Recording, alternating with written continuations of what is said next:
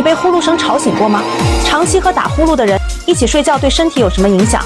据科普中国报道，呼噜是一种穿透力极强的魔法攻击。研究显示，伴侣打鼾的人入睡困难风险是伴侣不打鼾的1.67倍。和打呼噜的人一起睡觉，每小时平均被吵醒21次，最高34次，睡眠严重碎片化，而且大多数呼噜声在60到80分贝，尖锐时超100分贝。